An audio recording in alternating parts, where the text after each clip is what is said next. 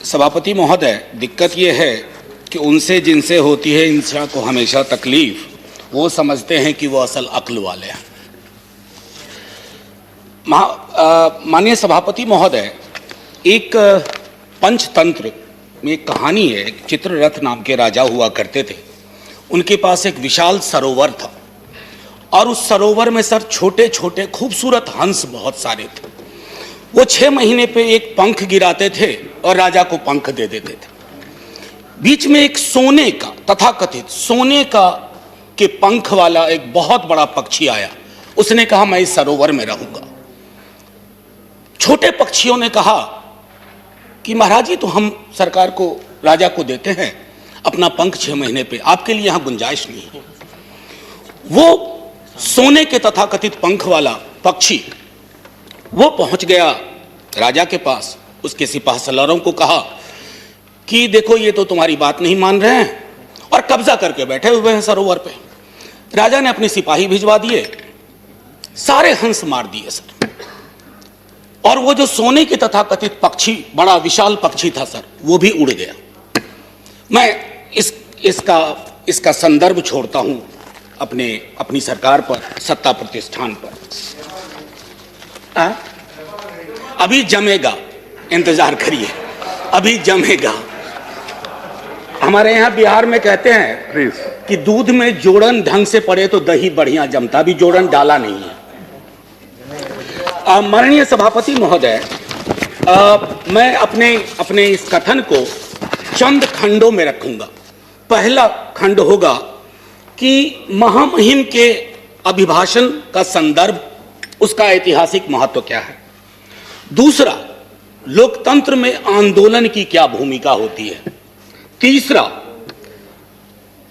Peaceful assembly के साथ कोई भी लोकतांत्रिक मुल्क कैसे डील करे। चौथा, आंदोलनों के और लॉ मेकिंग के बीच का क्या ताल्लुक है। और पांचवां, कि रिप्रेशन की कहां तक इंतहा होती है। सर, लोकतंत्र के 3 स्तंभों के बारे में हम सब जानते हैं। चौथे स्तंभ के बारे में तो मैं बोलूंगा भी नहीं। अगर वैसे आपके दोस्त हों जिस चौथे स्तंभ पर कि एक बड़ी धारा पर आप निर्भर हैं, तो आपको दुश्मन की जरूरत नहीं है। वो दोस्त ही आपका काम तमाम कर देंगे। वो क्या करते हैं, दिन भर कुछ भी मामला हो, लोग दुख में हो, लोग संकट में हो, लोगों की मौत हो रही हो, और शाम में चलाएंगे खालिस्तानी एंगल ऑफ किसान आंदोलन। सर, मैं कॉलेज का विद्यार्थी था। हमने देखा है कि पंजाब और पूरे मुल्क ने क्या भुगता है। हम सब सर, आप तो सक्रिय राजनीति में थे सर। सक्रिय राजनीति में आपने देखा कि पूरे देश ने, हमने सिर्फ प्रधानमंत्री नहीं खोया, हमने हजारों लाखों जानें गंवाई। कुछ तो सीखें इतिहास से। इतिहास दोहराता नहीं है, लेकिन इतिहास प्रेरणा देता है, इतिहास निर्देश देता है, और हम उन निर्देशों को सुनना नहीं चाह रहे। शाम ढले, खालिस्तानी जमा हो गए, पाकिस्तानी जमा हो गए, टुकड़े टुकड़े गैंग जमा हो गए, नक्सली जमा हो गए, माओवादी जमा हो गए। सर, सबसे बड़ा टुकड़ा टुकड़ा गैंग वो है जो अपने भारत माता की संतान की पीड़ा को करुणा से ना समझे, दंभ से देखे, गुरूर से देखे। दंभ और गुरूर लोकतंत्र की जुबान नहीं है। सर, आप लोग कहते हो, आप बहुत लोग नहीं, कुछ आपके मंत्रीगण हैं, माननीय सभापति महोदय, वो 303 कहते हैं कि 303 का आंकड़ा है। सभापति महोदय, इस सदन ने, इतिहास ने इससे बड़े आंकड़े देखे हैं। कहां बिला गए, कहां गुम हो गए, किसी को पता नहीं। आंकड़े नहीं इतिहास तय करते हैं, आंकड़ों के पीछे की संजीदगी और संवेदना इतिहास तय करती है। आपका हाई पॉइंट क्या है, आपका लो पॉइंट क्या है, आप फेल हो रहे हैं उसमें। और लाइटर वेन में कहूं, 303 नाम का एक राइफल हुआ करता था सर, उसकी सर्विस समाप्त हो गई है। 303 उसकी सर्विस समाप्त हो गई है। सर, मैं एक चीज और कह करके फिर मूल बिंदु पे आऊंगा। मैकबेथ से बहुत चीज हम सीखते हैं। शेक्सपियर ने ना जाने अद्भुत चीज लिख दी है। टेम्परेंस बहुत जरूरी है सत्ता प्रतिष्ठान में। कद तब बढ़ता है जब पद की गरिमा को आप समझते हैं। Boundless intemperance in nature is tyranny. It has been the untimely emptying of happy throne and fall of many kings. Intemperance अगर आपके स्वभाव में आ जाए तो सर इसने कितने सिंहासन खाली करवा दिए, कितने राजाओं की घर वापसी करवा दी। थोड़ा सनद रहे, थोड़ा ध्यान रहे।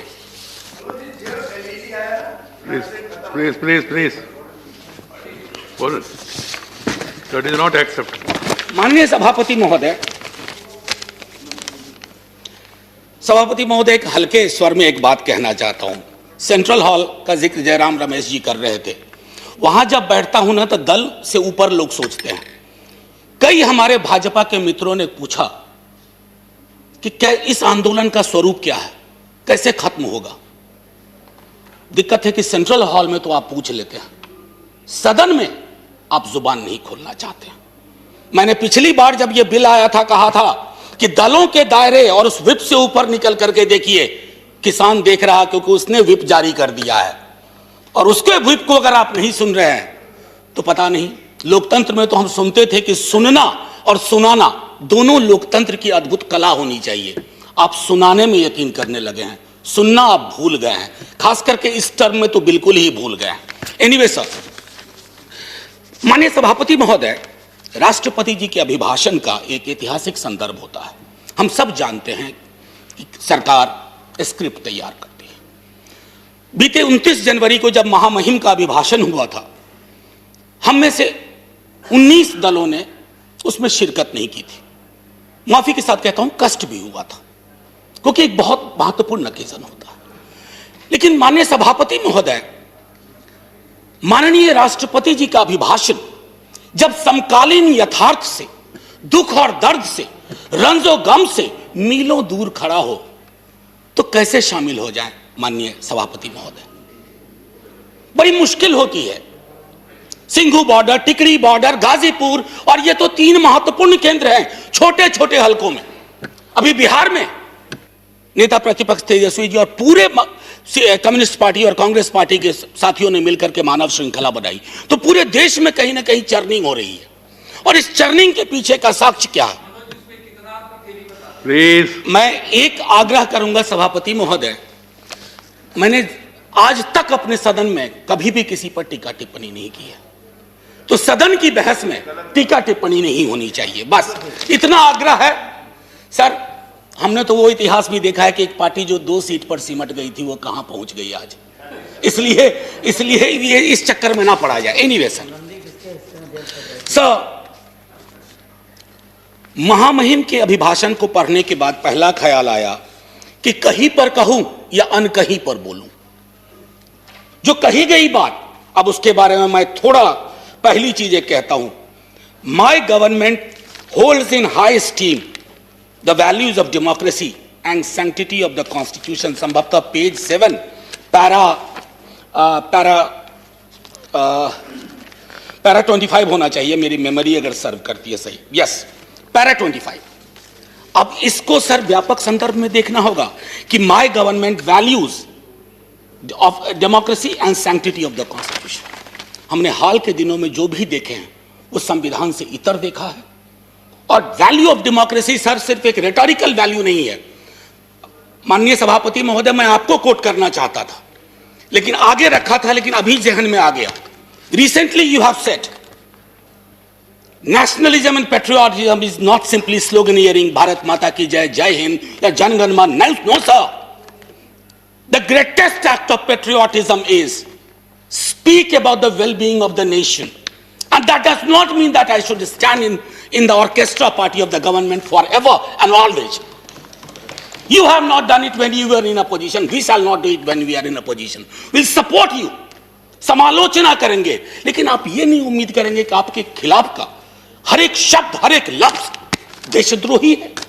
मैंने पहले सदन में कहा था, सर एक मशीन बनवाइए, कोरोना की वैक्सीन तैयार हुई, एक मशीन बनवाइए कि किसके अंदर देशभक्ति का पारा कितना है। सर, हो सकता है आपको झटका लग जाए। देशभक्ति स्लीव पे नहीं चलती है, यहां रहती है, दिल में, उसका सीने से कम ताल्लुक। एनीवे सर, मैं आपको इसलिए कोट किया। और एक और इंटरेस्टिंग चीज सर, अभी बंगाल में चुनाव है तो पेज नंबर 26 पैरा 91 गुरुदेव के बड़े भाई का जिक्र हुआ, ज्योतिन्द्र नाथ टैगोर। चौल रे चौल शोभे भारतो शोमतान, बहुत अच्छा लगा। लेकिन इसके बाद जोड़ दीजिए गुरुदेव की अपनी line, where the mind is without fear and the head is held high. कहां है? दोनों को जोड़ के देखिए। ये चेरी पिकिंग नहीं चलती है डेमोक्रेसी में। आप चेरी पिकिंग के उस्ताद हो गए। चेरी पिकिंग मैं समझता हूं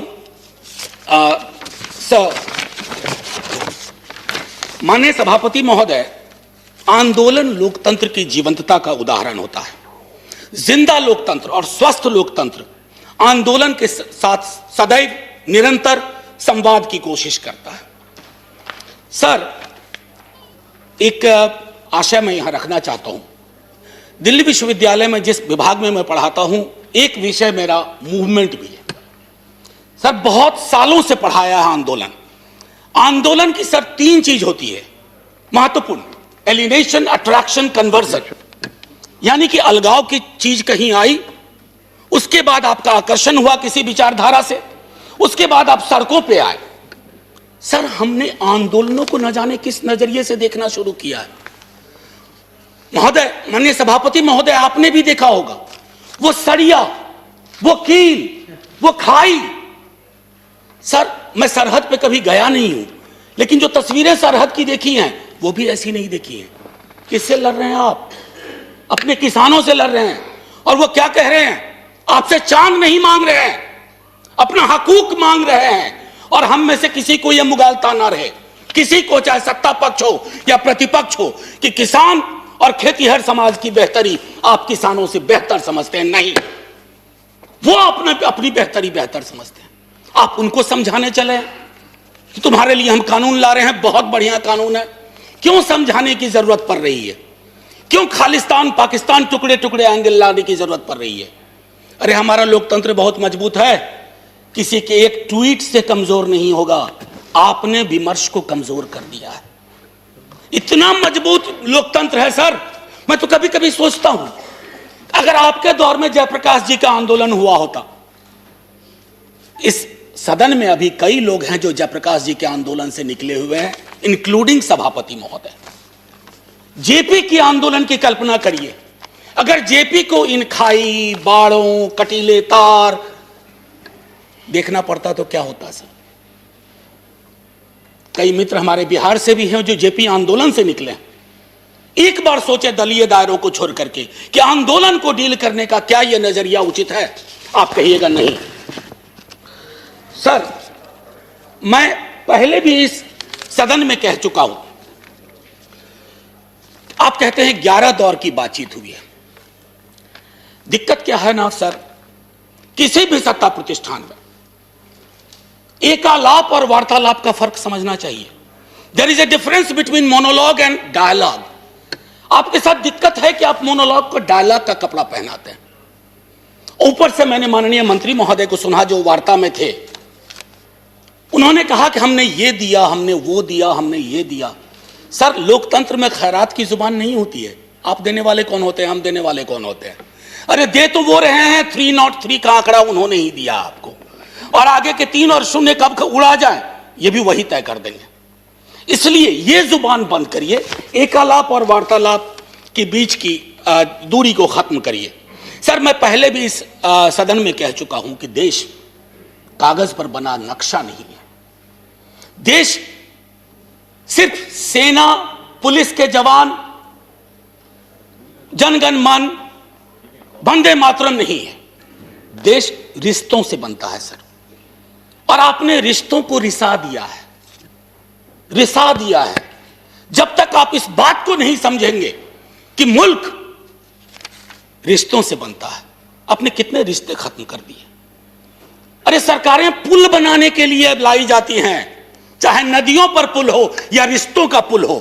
आपने तो पुल के बदले दीवारें खड़ी कर दी, वो भी कटीली। सीए का आंदोलन हुआ, नागरिकों को नागरिक के खिलाफ खड़ा कर दिया। अब तो कमाल है, मैं तो आपके समाजशास्त्र के ज्ञान से भी चकित हूं कि जिस दिल्ली पुलिस के जवान को आप किसान के खिलाफ खड़ा कर रहे हैं, कभी दिल्ली पुलिस का सोशल प्रोफाइल देख लीजिए। इन इलाकों से जिन इलाकों में यह आंदोलन ज्यादा प्रबल है, वहां का एक बच्चा सरहद पे रहता है, एक बच्चा पुलिस में रहता है और एक बच्चा खेत में रहता है। आप इन बच्चों को वो जायदाद के लिए नहीं लड़ रहे, आपने उन्हें भिड़ा दिया। कहीं तो सोचिए, विराम दीजिए। इसलिए मैं कहता हूं, अवतार सिंह पाश की एक कविता कहूंगा, यदि देश की सुरक्षा यही होती है कि बिना जमीर जमीर होना जिंदगी के लिए शर्त बन जाए। कितना वक्त है सर? नहीं, आपका 18 मिनट अलाटेड टाइम है जी, आपने ऑलरेडी 17 मिनट्स दिया। ओ सर सॉरी, 2 मिनट दे दीजिए बस। 2 मिनट दीजिए। जी सर। आंख की पुतली में हां के सिवा कोई शब्द ना हो।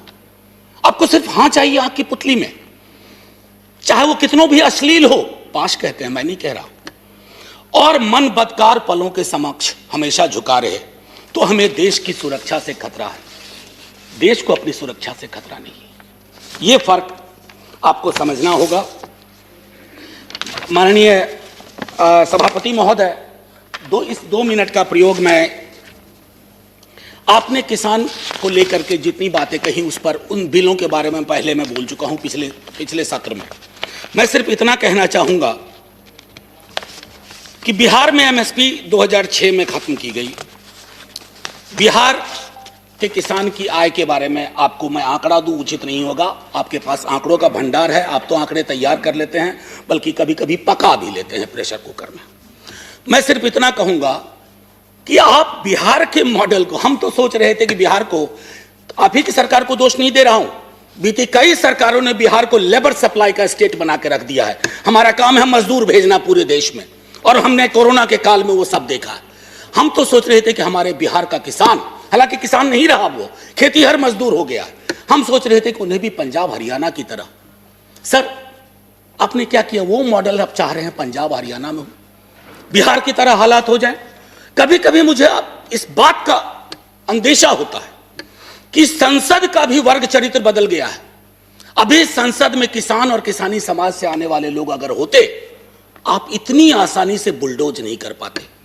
मेरे स्वयं के नेता, कई मसले ऐसे आए, लालू प्रसाद जी, उन्होंने यह तय किया, और आपके भी लोग थे, आप उनको भूल चुके हैं, जिन लोगों ने खड़ा होकर के कहा कि यह हम नहीं होने देंगे। सर, अभी भी आपकी रीढ़ किसान और किसानी ही है। ये जो 303 का आंकड़ा आ रहा है ना सर, किसी के कोल्ड स्टोरेज से नहीं आ रहा है, किसी के गोडाउन से नहीं आ रहा है। 303 के आंकड़े को एक बार सर, और मैं इससे पहले कि जय हिंद कहूं, मैं माननीय सभापति महोदय अभी भी हाथ जोड़ के सरकार से आग्रह करूंगा। इतिहास में ऐसे क्षण आते हैं जब आप दुविधा में होते हैं। प्लीज, आपके माध्यम से रिक्वेस्ट कर रहा हूं, हाथ जोड़ करके आप दर्द समझिए किसानों का। सर, पूस की सर्द रातों में, माघ की सर्द रातों में सड़क पर रहना आसान नहीं होता। पानी बंद कर दिया गया, शौचालय बंद कर दिए गए। सर, इस तरह के पोजीशन, इस तरह का अग्रेसिव पोस्चर हमने तो अपने कुछ पड़ोसी मुल्कों के लिए भी नहीं सुना, जो अंदर तक आ गए। सर, लाल आंखें वहां होनी चाहिए, कहां हम आंखें लाल कर रहे हैं। ये किसान आपके हैं, ये किसान मेरे हैं। अगर एक दिन इन्होंने हड़ताल कर दी, एक दिन तय कर लिया कुछ नहीं, सर, संसद बंद हो जाएगी, सरकारें बंद हो जाएंगी, क्या होगा पता नहीं।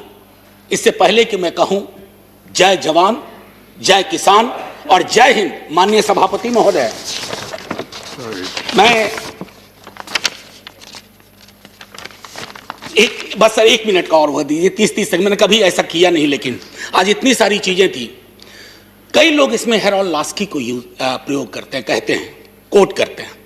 उन्होंने कहा था कि लिबर्टी के मसले पर you need to find the government accountable time and again, that's the test of the democracy, but we have failed. किसानों को ही हमने फेल नहीं किया है।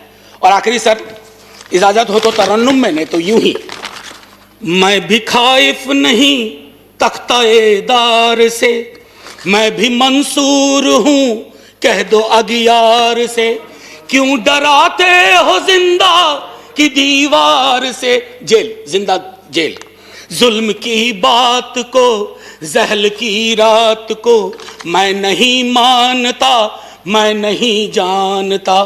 Thank you sir. जय जवान, जय किसान।